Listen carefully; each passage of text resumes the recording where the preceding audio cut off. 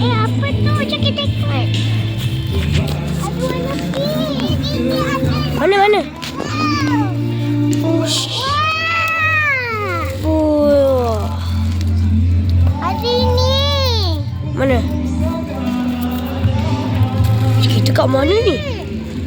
Kat mana ni? Uish. Banyaknya. Kita kat mana ni? Uish. Tempat bunian. Kita nak pergi sana dulu. Tak boleh lah. Uish. Panas. Dah betul. Betul. Duduk.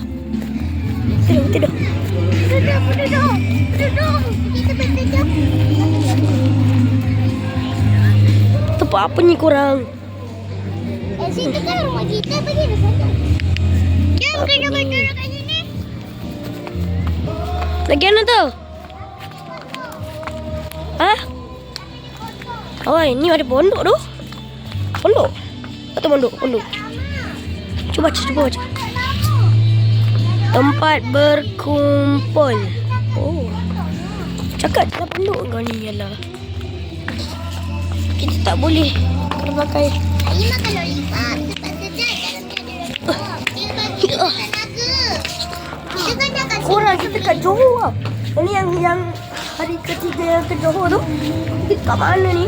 Korang tahu tak? Tadi kita jumpa apa? Jumpa ni. Kita kat Johor Bahru. Jangan makan. Nanti ada macam benda. Benda hantu kan. Nanti ada hantu macam. Dua je yang tak berantu nak makan ni dengan jelly tadi. Oh, dua tu je yang tak berantu. Kita kat pondok.